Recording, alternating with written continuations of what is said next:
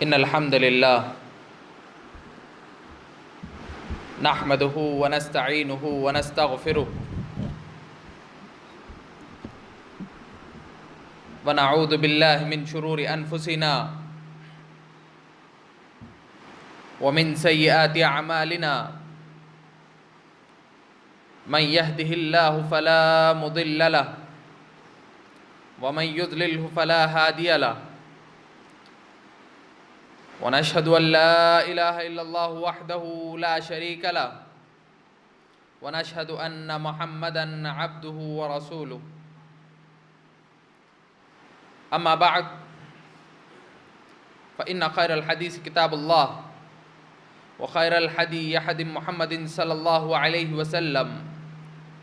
وشر الأمور محدثاتها وكل محدثة بدعة وكل بدعة ضلالة وكل ضلالة في النار يا أيها الناس اتقوا ربكم الذي خلقكم من نفس واحدة وخلق منها زوجها وبث منهما رجالا كثيرا ونساء واتقوا الله الذي تساءلون به والأرحام إن الله كان عليكم رقيبا فأعوذ بالله السميع العليم من الشيطان الرجيم بسم الله الرحمن الرحيم قاف والقرآن المجيد بل عجبوا أن جاءهم منذر منهم فقال الكافرون هذا شيء عجيب أئذا متنا وكنا ترابا ذلك رجع بعيد وقال الله تبارك وتعالى من يطع الله والرسول فقد فاز فوزا عظيما وقال الله تبارك وتعالى في موضع آخر من يطع الرسول فقد أطاع الله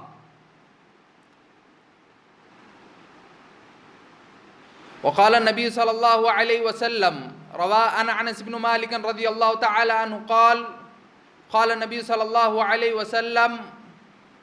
من رغب عن سنتي فليس مني رواہ مسلم۔ تمام قسم کی تعریفیں، حمد و ثنا، کبریائی، بڑائی، بزرگی، پاکی صرف اور صرف اس اللہ وحدہ لا شریک کے لیے لائق و زیبا ہے جو اس روئے زمین کا خالق و مالک،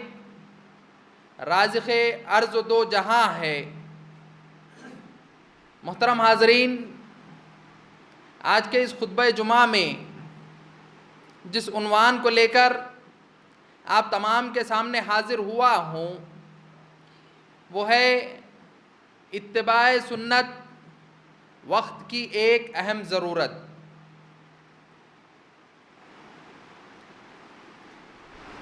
محترم حضرات، اتباع سنت کا معنی و مفہوم سمجھنے سے پہلے یہ بات جان لینا ضروری ہے کہ سنت اصل میں کہتے کسے ہیں۔ جب کبھی ہمارے نزدیک سنت کا لفظ استعمال ہوتا ہے تو ہمارے ذہنوں میں ایک بڑا ہی چھوٹا سا دائرہ ہمارے ذہنوں میں آتا ہے کہ اللہ کے نبی صلی اللہ علیہ وسلم کے کیے گئے کچھ اعمال یا پھر اللہ کے نبی صلی اللہ علیہ وسلم نے جن کچھ کاموں کو کرنے کا حکم دیا ہے جو فرض نہیں ہیں وہ چیزیں ہمارے ذہن میں آتی ہیں اور ہم اسے بڑے ہی نرم انداز میں، بڑے ہی آسان انداز میں اس کو لیتے ہیں۔ ارے یہ تو سنت ہے، اس کی اتنی زیادہ اہمیت نہیں ہے، فرض نہیں ہے کہ اگر بندہ چھوڑ دیتا ہے تو اس پر کوئی گناہ نہیں ہے۔ ہمارے ذہنوں میں یہ تصور آتا ہے، لیکن حقیقت اگر آپ دیکھیں گے تو اس کے برعکس ہے۔ اگر آپ حقیقت کو سمجھیں گے، اس کی پیچیدگی کو سمجھیں گے، اس کی اہمیت کو سمجھیں گے تو یقیناً اس کا دائرہ بڑا ہی وسیع اور عریض ہے، اور یہ ایسی سنتیں ہیں جن کے اوپر چل کر ہی انسان جنت کو حاصل کر سکتا ہے، ورنہ اگر یہ سنتوں کو چھوڑ دے، اور اگر وہ اتباع کرنا چھوڑ دے تو یقیناً وہ بندہ جو ہے جنت کو حاصل نہیں کر سکتا۔ قرآن و حدیث کی روشنی میں ہم ان باتوں کو سمجھنے کی کوشش کریں گے۔ محترم حاضرین، سب سے پہلی چیز تو یہ کہ سنت کسے کہتے ہیں؟ لغوی معنوں میں اگر آپ دیکھیں گے، سنت اگر کسی چیز کو کہتے ہیں تو اس کا بڑا آسان معنی ہے، یعنی طریقہ، راستہ، کوئی طریقہ جو ہم بتاتے ہیں، اس کو کیا کہتے ہیں؟ لغوی اصطلاح میں اس کو سنت کہتے ہیں۔ لیکن اگر وہی شریعت کی اصطلاح میں اگر آپ دیکھیں گے تو آپ کو معلوم ہوگا کہ سنت یہ وہ اعمال ہیں جنہیں اللہ کے نبی صلی اللہ علیہ وسلم نے خود کہہ کر اس عمل کو کرنے کا حکم دیا ہو، یا پھر اللہ کے نبی صلی اللہ علیہ وسلم نے اس عمل کو کر کر بتایا ہو، اور تیسرا کیا ہے؟ تقریری، یعنی اللہ کے نبی صلی اللہ علیہ وسلم کے سامنے کوئی عمل کیا گیا ہو اور اللہ کے نبی صلی اللہ علیہ وسلم نے اس پر سکوت اختیار کیا ہو۔ اب ذرا تفصیل سے اگر ہم اس کو دیکھیں گے تو اس تعریف کو ہم 3 اصطلاح میں تقسیم کر سکتے ہیں۔ سنت کسے کہتے ہیں؟ سب سے پہلی سنت جو ہے قولی سنت ہے، یعنی اللہ کے نبی صلی اللہ علیہ وسلم نے کوئی عمل جو ہے صرف کہہ کر اس عمل کو کرنے کا حکم دیا ہو۔ جس طرح اگر آپ دیکھیں گے کہ اللہ کے نبی صلی اللہ علیہ وسلم نے بہت ساری چیزیں ایسی ہیں جنہیں اللہ کے نبی صلی اللہ علیہ وسلم کہہ کر کرنے کا حکم دیا۔ جیسے مثال کے طور پر اگر آپ دیکھیں گے اللہ کے نبی صلی اللہ علیہ وسلم نے کہا کہ نماز میں جو ہے سورہ فاتحہ آپ کو پڑھنا ہے، اور اللہ کے نبی صلی اللہ علیہ وسلم نے صحابہ کو بھی اس بات کا حکم دیا، تو یہ جو ہے اللہ کے نبی صلی اللہ علیہ وسلم کی ایسی سنت ہے جسے اللہ کے نبی صلی اللہ علیہ وسلم نے خود کہا اور صحابہ اکرام نے اس عمل کو کیا۔ اسی طرح دوسری جو سنت ہے اللہ کے نبی صلی اللہ علیہ وسلم کی فعلی سنت، یعنی ایسا عمل کہ اللہ کے نبی صلی اللہ علیہ وسلم نے خود اس عمل کو کیا، تو صحابہ اکرام نے جب اس عمل کو دیکھا تو اللہ کے نبی صلی اللہ علیہ وسلم نے جس طرح کیا اس طرح صحابہ اکرام نے بھی کیا۔ تیسرا وہ عمل کہ اللہ کے نبی صلی اللہ علیہ وسلم کا، یعنی تقریری عمل، جو اللہ کے نبی صلی اللہ علیہ وسلم کے سامنے کوئی کام کیا جاتا تو اللہ کے نبی صلی اللہ علیہ وسلم جو ہے اس پر سکوت اختیار کرتے، انہیں اس کام سے نہیں روکتے تھے۔ تو یہ 3 سنتیں ہیں، یہ سنتوں کے 3 درجات ہیں جسے آپ اچھی طریقے سے اللہ کے نبی صلی اللہ علیہ وسلم کی سنتوں کو سمجھ سکتے ہیں۔ اب ہم اپنے اصل موضوع پر آتے ہیں کہ اتباع سنت، اللہ کے نبی صلی اللہ علیہ وسلم کی جو سنتیں ہیں ان کی اتباع کرنا یہ کیوں ضروری ہے؟ کیا قرآن اور احادیث ہمارے لیے کافی نہیں ہیں کہ اللہ کے نبی صلی اللہ علیہ وسلم کے جو اعمال، جو اللہ کے نبی صلی اللہ علیہ وسلم جو کام کیا کرتے تھے ان اعمال کو ہمیں بھی کرنا چاہیے؟ کیا یہ ضروری ہے؟ یقیناً میرے بھائیوں یہ بہت ہی زیادہ اہم ہے، کیونکہ آپ دیکھیں گے قبولیت اعمال، یعنی اعمال کے قبولیت کے 2 اہم چیزیں ہیں جس کی وجہ سے آپ کا عمل یا تو قبول ہوگا یا پھر رد ہو جائے گا۔ کوئی بھی عمل آپ کرتے ہوں، مثال کے طور پر کوئی آپ نیکی کر رہے ہو، کسی کو جو ہے صدقہ کر رہے ہو تو یہ جو آپ نیکی کر رہے ہو یہ اس کے لیے 2 شرطیں لازم ہیں، 2 شرطیں جو ہے لازم ہیں کہ یہ عمل آپ کا قبول ہو سکتا ہے یا پھر رد ہو سکتا ہے۔ سب سے پہلا کیا ہے کہ آپ جو عمل کر رہے ہو وہ خالص اخلاص کے ساتھ ہو، یعنی صرف اور صرف اللہ رب العزت کی رضا کے لیے،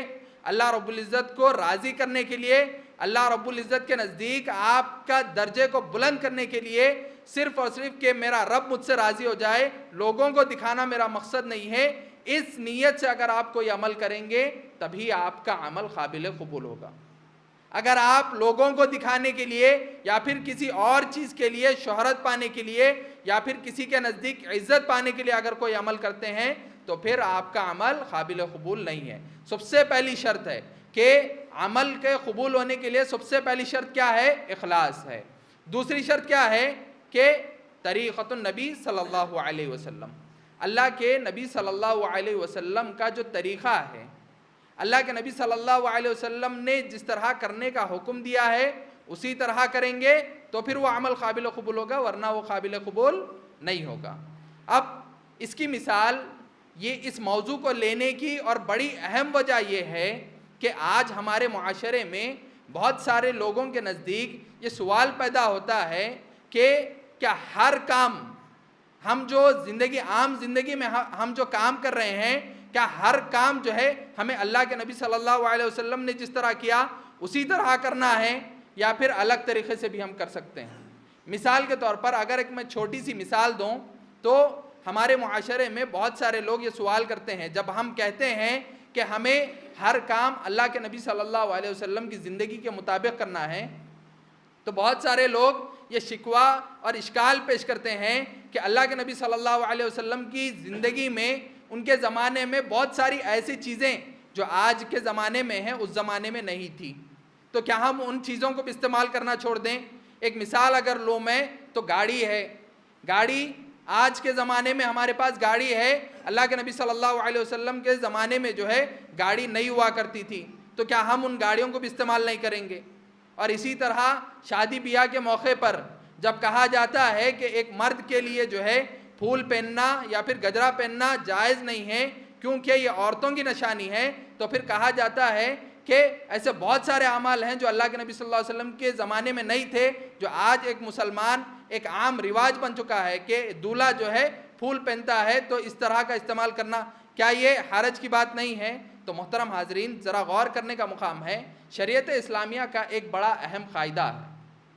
شریعت اسلامیہ کا ایک اہم قاعدہ ہے، اس کو اگر آپ ذہن میں رکھیں گے اور سمجھیں گے تو پھر آپ ان چیزوں کا جواب بھی دے سکتے ہیں۔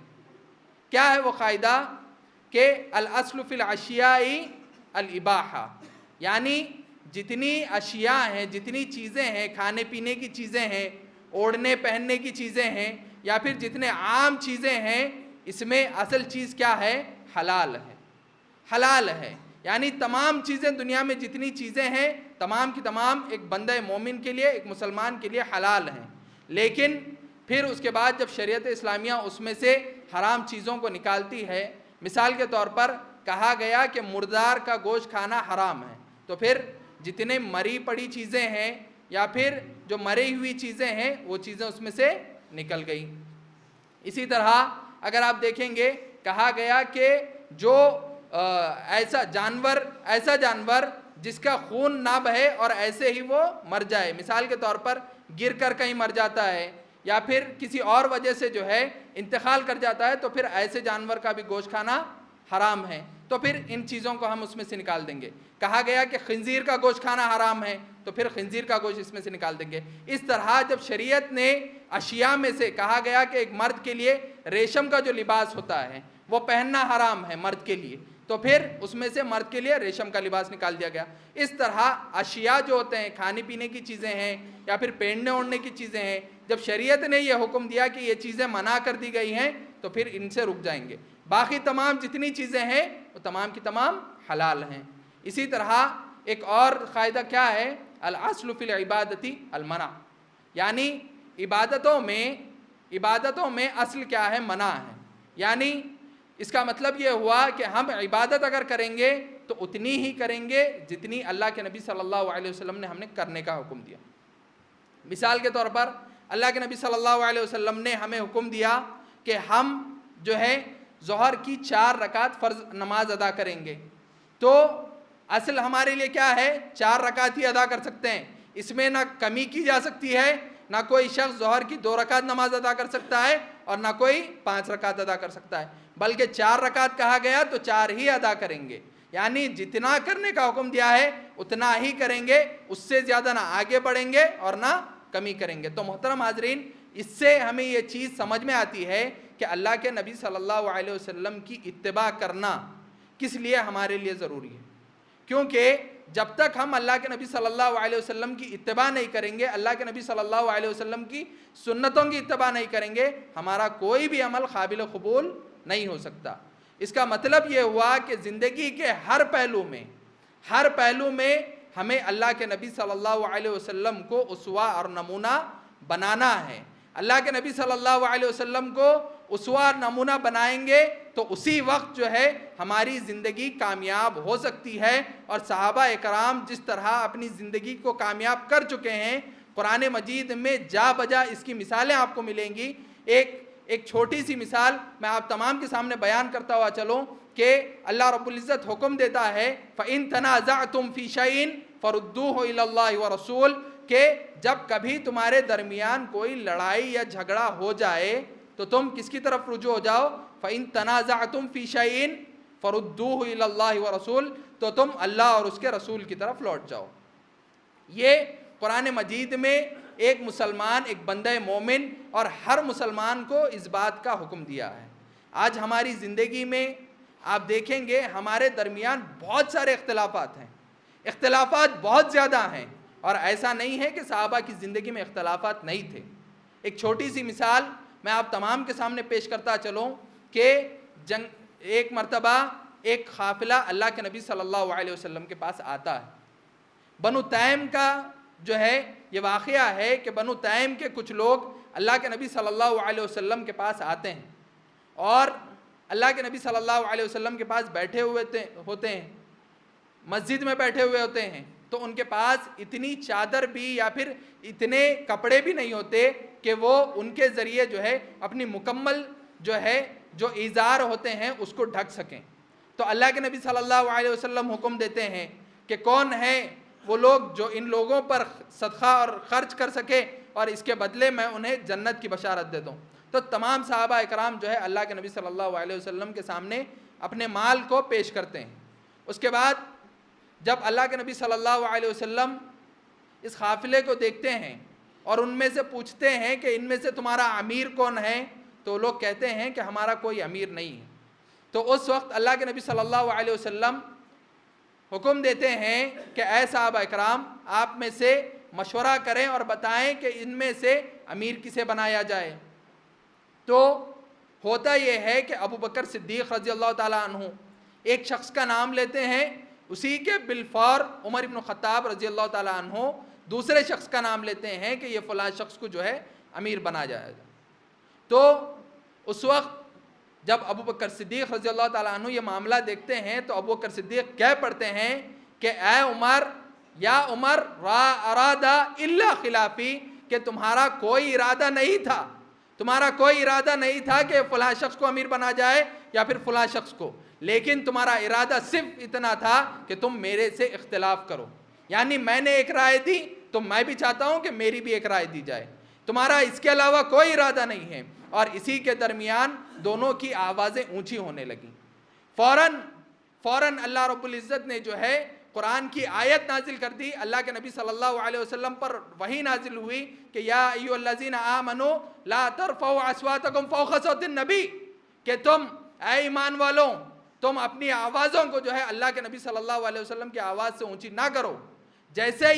یہ آیت سننا تھا، ابو بکر صدیق رضی اللہ تعالیٰ عنہ اور عمر رضی اللہ تعالیٰ عنہ کا ماجرا یہ تھا کہ وہ لوگ دونوں سرشار ہو گئے، شرمندہ ہو گئے کہ ہمارے اس عمل کی وجہ سے اللہ کے نبی صلی اللہ علیہ وسلم پر یہ آیت نازل ہوئی اور ہمارے لیے یہ آیت نازل ہوئی کہ ہم اللہ کے نبی صلی اللہ علیہ وسلم کی آوازوں سے اونچی آوازیں کر رہے ہیں۔ تو محترم حاضرین، میرا کہنے کا مقصد یہ ہے کہ دیکھیں کہ صحابہ اکرام کس طرح ان کی زندگی میں اختلافات ہونے کے باوجود بھی جب قرآن و سنت کی بات آ جاتی تو اپنی باتوں کو سائیڈ میں رکھ دیتے تھے، اپنی باتوں کو کنارہ کشی کر دیتے تھے کہ کس طرح کہ قرآن کی اگر بات آ جاتی ہے یا پھر اللہ کے نبی صلی اللہ علیہ وسلم کی بات آتی ہے تو ہماری رائے، ہمارا اختلاف جو ہے کوئی قابل قبول نہیں ہے۔ لیکن آج ہمارے معاشرے میں بالکل اس کے برعکس ہوتا ہے۔ آج ہمارے معاشرے میں گھر گھر میں لڑائیاں ہوتی ہیں، گھر گھر میں میراث کا جو مسئلہ ہوتا ہے اس میں لڑائیاں ہوتی ہیں، بہنوں کے حقوں کو چھینا جاتا ہے۔ لیکن کس وجہ سے؟ یہ اس میں جو ہے شریعت کو ہم اصل پیمانہ نہیں بناتے۔ اگر ہم نے ہماری زندگی میں شریعت کو پیمانہ بنا لیا، اسلام کو پیمانہ بنا لیا، اللہ کے نبی صلی اللہ علیہ وسلم کی زندگی کو اگر ہم پیمانہ بنائیں گے تو یقین جانیں ہماری زندگی بھی صحابہ اکرام کی زندگی کی طرح جو ہے کامیاب ہو سکتی ہے۔ محترم حاضرین، ذرا غور کرنے کا مقام ہے کہ کس طرح ہم نے اسلام کو الگ کر دیا اور ہماری زندگیوں کو الگ کر دیا ہے۔ اسلام کو ہم نے صرف 5 وقتہ نمازوں تک، جنازے کی نماز تک، عید کی نمازوں تک محدود کر کے رکھ دیا ہے۔ مسجد کے دائرے تک ہم نے جو ہے اسلام کو محدود کر دیا ہے کہ اسلام کا مطلب، دین کا مطلب یہ ہے کہ 5 وقت آپ آئیں، مسجد میں نماز پڑھ لیں اور قرآن کی تلاوت کر لیں، یا پھر جو فرض اعمال بتائے گئے ہیں، رمضان میں روزے رکھنا ہے وہ رکھ لیں، زکوٰۃ ادا کر دیں، حج کر لیں، یہ بس ان 5 چیزوں پر جو ہے ہم نے اسلام کو جو ہے ختم کر دیا ہے۔ لیکن حقیقت یہ ہے کہ اللہ کے نبی صلی اللہ علیہ وسلم نے ہمیں پورا زندگی کا ضابطہ بتایا ہے کہ ہم اس دنیا میں اگر جینا چاہتے ہیں تو کس طرح جئیں گے، کس طرح ہم زندگی کو جو ہے کامیاب کر سکتے ہیں۔ آپ اللہ کے نبی صلی اللہ علیہ وسلم کی زندگی کا گوشہ گوشہ اٹھا کر دیکھیں کہ کس طرح اللہ کے نبی صلی اللہ علیہ وسلم نے اچھی طریقے سے اپنی زندگی کو گزارا ہے۔ محترم حاضرین، اللہ کے نبی صلی اللہ علیہ وسلم کی زندگی ہمارے لیے ہر حال میں آئیڈیل اور نمونہ ہے۔ اللہ کے نبی صلی اللہ علیہ وسلم کی زندگی آپ کسی بھی پہلو میں اٹھا کے دیکھ لیں، ایک والد کی تربیت کی حیثیت سے آپ اللہ کے نبی صلی اللہ علیہ وسلم کو دیکھ سکتے ہیں۔ اسی طرح اللہ کے نبی صلی اللہ علیہ وسلم کو آپ جو ہے ایک ٹیچر، ایک کمانڈر کی طرح دیکھ سکتے ہیں کہ کس طرح اللہ کے نبی صلی اللہ علیہ وسلم کی صحبت میں رہنے والے لوگ اس دنیا کے سب سے بہترین لوگ ہو گئے۔ اللہ رب العزت نے خود قرآن مجید میں ان کی گواہی دی، کہا کہ رضی اللہ عنہم ورضوا عنہ، میں ان سے راضی ہو گیا اور یہ مجھ سے راضی ہو گئے۔ اس طرح کی گواہی اللہ رب العزت نے قرآن مجید میں دے دی۔ کس طرح اللہ کے نبی صلی اللہ علیہ وسلم نے اپنے آپ کو اور اپنے صحابہ اکرام کو ٹرین کیا تھا، کس طرح ان کی تربیت کی تھی، یہ اسلام کا ہی ضابطہ تھا جس کی وجہ سے صحابہ اکرام اتنی اچھی طریقے سے جو ہے اس چیزوں کو سمجھ سکے اور اپنی زندگی کو کامیاب بنا سکے۔ اگر شریعت اسلامیہ پر وہ نہیں چلتے یا پھر سنتوں پر، اللہ کے نبی صلی اللہ علیہ وسلم کی بتائی گئی سنتوں پر اگر وہ عمل نہیں کرتے تو پھر وہ ان کی زندگی اس طرح ہرگز کامیاب نہیں ہو سکتی۔ اس کی اگر ایک مثال میں آپ کو دوں تو عمر بن خطاب رضی اللہ تعالیٰ عنہ جو ہے ایک مرتبہ کہتے ہیں کہ ہم اللہ کے نبی صلی اللہ علیہ وسلم کی چھوٹی چھوٹی سنتوں کو بھی جو ہے دیکھتے اور اس پر غور کرتے اور پھر ان سنتوں کو کرنے کی کوشش کیا کرتے تھے۔ عثمان بن عفان رضی اللہ تعالیٰ عنہ، صحابہ اکرام جتنے ہیں آپ دیکھیں کہ تمام صحابہ اللہ کے نبی صلی اللہ علیہ وسلم کی سنتوں کو دیکھتے اور اپنے اختلافات کو اسی سے ختم کیا کرتے تھے۔ سب سے بڑا اختلاف جب اللہ کے نبی صلی اللہ علیہ وسلم کا انتقال ہو گیا، اللہ کے نبی صلی اللہ علیہ وسلم کا انتقال ہونے کے بعد غسل دینے کی باری جب آئی کہ اللہ کے نبی صلی اللہ علیہ وسلم کو کس طرح غسل دیا جائے گا، کہ اللہ جس طرح عام انسان کو جس طرح اس کی قمیض کو نکال کر غسل دیا جاتا ہے اس طرح دیا جائے گا یا پھر قمیض کے ساتھ غسل دیا جائے گا۔ جب ابو بکر صدیق رضی اللہ تعالیٰ عنہ نے یہ حدیث بیان کی کہ نبی اکرم صلی اللہ علیہ وسلم کو اپنی قمیض کے ساتھ غسل دیا جائے گا تو پھر تمام صحابہ اکرام خاموش ہو گئے۔ اس کے بعد اللہ کے نبی صلی اللہ علیہ وسلم کو دفن کرنے کا جب موقع آیا اور جب اختلاف ہونے لگا کہ اللہ کے نبی صلی اللہ علیہ وسلم کو کہاں دفن کیا جائے گا، بعض کہتے ہیں کہ بیت المقدس میں دفن کیا جائے گا، بعض کہتے ہیں کہ اللہ کے نبی صلی اللہ علیہ وسلم کو مکہ لے جایا جائے گا، لیکن ابو بکر صدیق رضی اللہ تعالیٰ عنہ بیان کرتے ہیں کہ انبیاء کو اسی جگہ دفنایا جاتا ہے جہاں پر ان کا انتقال ہوتا ہے۔ تو پھر تمام صحابہ اکرام خاموش ہو گئے، اختلافات ختم ہو گئے۔ یعنی میرا کہنے کا مقصد یہ ہے کہ اگر آپ اپنی زندگی میں اختلافات کو ختم کرنا چاہتے ہیں اور اختلافات کو اگر آپ اپنی زندگی سے ختم کرنا چاہتے ہیں تو یقیناً آپ کو اللہ کے نبی صلی اللہ علیہ وسلم کی اتباع کرنی ضروری ہے، کیونکہ اگر آپ اتباع نہیں کریں گے تو پھر آپ اپنی زندگی میں کامیاب نہیں ہو سکتے۔ آخر میں اللہ رب العزت سے دعا گو ہوں کہ اللہ رب العزت ہم تمام کو سننے سے زیادہ عمل کرنے اور اللہ کے نبی صلی اللہ علیہ وسلم کی زندگی کو ہمارے لیے اسوہ اور نمونہ بنانے کی توفیق عطا فرمائے، آمین یا رب العالمین۔ والسلام علیکم ورحمۃ اللہ وبرکاتہ۔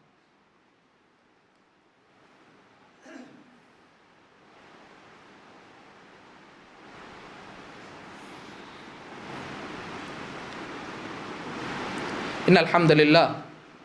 نحمده ونستعینه ونستغفره ونعوذ باللہ من شرور انفسنا ومن سیئات اعمالنا، من يهده الله فلا مضل له ومن يضلل فلا هادي له، واشهد ان لا اله الا الله وحده لا شريك له، واشهد ان محمدا عبده ورسوله، اما بعد فان خير الحديث كتاب الله وخير الهدي هدي محمد صلی اللہ علیہ وسلم۔ محترم حاضرین، جیسا کہ آپ تمام جانتے ہیں کہ آج کا جو دن ہے وہ جمعہ کا دن ہے اور جمعہ کے دن کی خصوصیتیں کچھ الگ ہیں جو عام دنوں کے اعتبار سے۔ اللہ کے نبی صلی اللہ علیہ وسلم نے اس جمعہ کو عید المؤمنین کہا، مومنوں کی عید کا دن کہا، تو اس دن کچھ ایسے اعمال بھی اللہ کے نبی صلی اللہ علیہ وسلم نے بتائے کہ اگر کوئی بندہ مومن ان اعمال کو کر لیتا ہے یا پھر اختیار کرتا ہے تو اس کی زندگی میں برکتوں کا نزول ہوتا ہے۔ اسی میں سے ایک اللہ کے نبی صلی اللہ علیہ وسلم نے بیان کیا کہ جمعہ کے دن جو ہے ممبر پر چڑھنے سے پہلے، امام کے ممبر پر چڑھنے سے پہلے جو ہے تمام لوگ مسجد میں حاضر ہو جائیں۔ اسی طرح اللہ کے نبی صلی اللہ علیہ وسلم نے کہا کہ جلد از جلد مسجد میں حاضر ہونے کی کوشش کریں، اور اس کی کئی ساری فضیلتیں اللہ کے نبی صلی اللہ علیہ وسلم نے بتائی کہ اونٹ کو ذبح کرنے، گائے کو ذبح کرنے، یا بکرے کو ذبح کرنے، مرغی کو ذبح کرنے، یہاں تک کہ انڈے کو ذبح کرنے کا جو ثواب ہوتا ہے۔ اس طرح اللہ کے نبی صلی اللہ علیہ وسلم نے ایک تفصیل بتائی، اور اس طرح جو ہے جمعہ میں جلدی حاضر ہونے کی طرف ترغیب بھی دلائی ہے۔ دوسرا عمل یہ کہ اللہ کے نبی صلی اللہ علیہ وسلم نے کہا کہ اگر کوئی بندہ اس جمعہ اگر سورہ کہف پڑھ لیتا ہے تو آنے والا جو جمعہ ہے اس جمعہ تک اس کی زندگی میں نور کو بھر دیا جاتا ہے، یعنی اس کی زندگی میں برکتوں کا نزول ہوتا ہے۔ اور اللہ کے نبی صلی اللہ علیہ وسلم نے اسی طرح ایک اور چیز یہ بتائی کہ ایک جمعہ کے دن ایک گھڑی ہے کہ اگر کوئی بندہ اس میں دعا کرتا ہے تو پھر اللہ رب العزت اس بندے کی دعا کو رد نہیں کرتا۔ تو اس گھڑی کو ڈھونڈنا ہے، تلاش کرنا ہے، کوشش کریں کہ جمعہ کے دن زیادہ سے زیادہ جو ہے دعا کرتے رہیں۔ اسی طرح اللہ کے نبی صلی اللہ علیہ وسلم پر اس دن درود بھیجنا بھی بہت زیادہ اہم اور ضروری بیان کیا گیا۔ اللہ کے نبی صلی اللہ علیہ وسلم نے کہا کہ اگر کوئی مجھ پر 1 مرتبہ درود بھیجتا ہے تو پھر اللہ رب العزت اس پر 10 مرتبہ رحمتیں نازل کرتا ہے۔ تو اللہ رب العزت سے دعا گو ہوں کہ اللہ رب العزت ہم تمام کو جمعہ کی اہمیت کو سمجھنے اور اس میں جو اعمال اللہ کے نبی صلی اللہ علیہ وسلم نے ہمیں بتائے ہیں ان اعمال کو زیادہ سے زیادہ کرنے کی توفیق عطا فرمائے، آمین یا رب العالمین۔ والسلام علیکم ورحمۃ اللہ وبرکاتہ۔ اللہم صلی علی محمد وعلی آل محمد کما صلیت علی ابراہیم وعلی آل ابراہیم انک حمید مجید۔ اللہم بارک علی محمد وعلی آل محمد کما بارکت علی ابراہیم وعلی آل ابراہیم انک حمید مجید۔ عباد اللہ رحمنی ورحمکم اللہ، ان اللہ یأمرکم بالعدل والاحسان وإيتاء ذي القربى وينهى عن الفحشاء والمنكر والبغي يعظكم لعلكم تذكرون، اذكروا الله يذكركم وادعوه يستجب لكم ولذكر الله تعالى أولى أجل وأكبر وأتم۔ قم بالصلاة۔